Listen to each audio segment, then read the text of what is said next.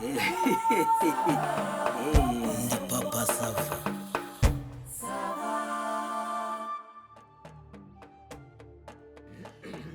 Papa Sava, oya ntabwo nibishoboka. Ntabwo nazanye ngo ugire ibyo ugabanuraho, ahubwo wongereho kuko njyewe ibi narangije kubitegura. Ngaho mbwira none. Dore urabona nk'ibi ngibi ibyo kurya.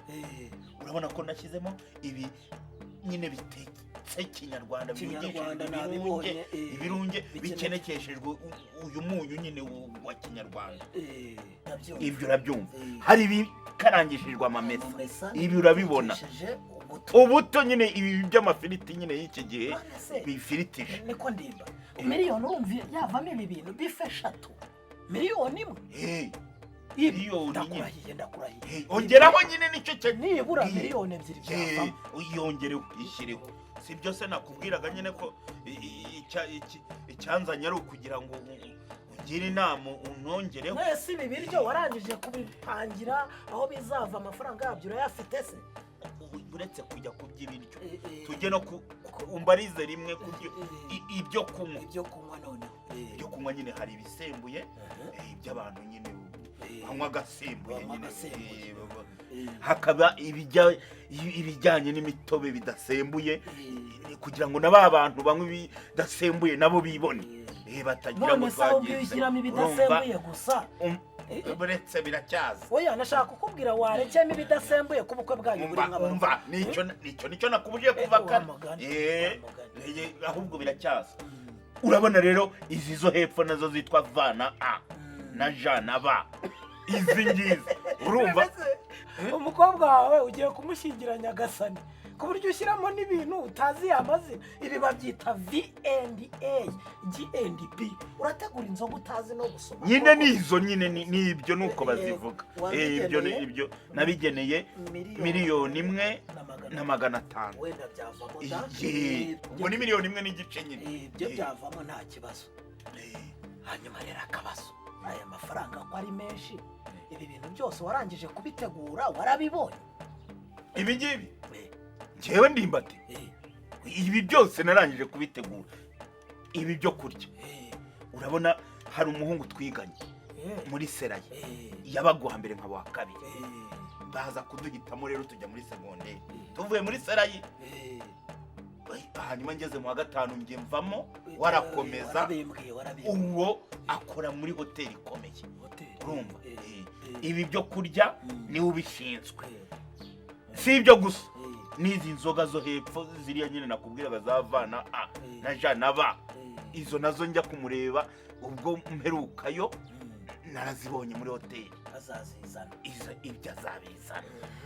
Ariko se mubaze ndumva ku buryo umuntu udaheruka kureba akora muri hoteli. Iyo hoteli ni yase.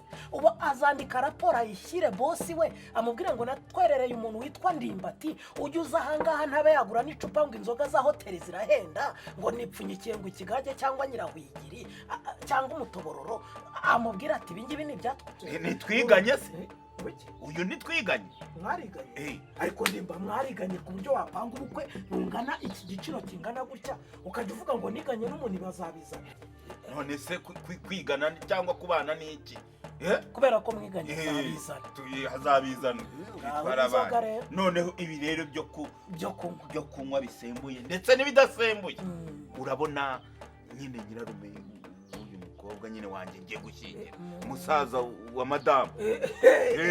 Urabizi ko atwara ikimodoka cya rukururana kimwe kijya kuzana inzoga ku ruganda. Izo nazo kubera ko uwo mu muryango kandi wa hafi ibyo nabyo narangije kubibara. None se azazizana n'uruganda rwase cyangwa n'urwo? Ese iby'amafotora?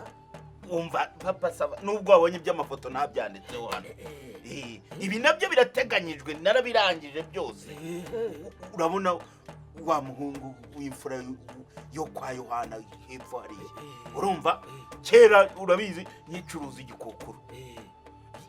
Yajyaga ambwira ati wampaye Ndimbati wampaye uruvire nkamushyira ku igare. Ubu urumva nkamuha ikinyora. Ubu akora kuri televiziyo. Naramubonye afite bya bindi bya bikamera bimwe byo kuri televiziyo.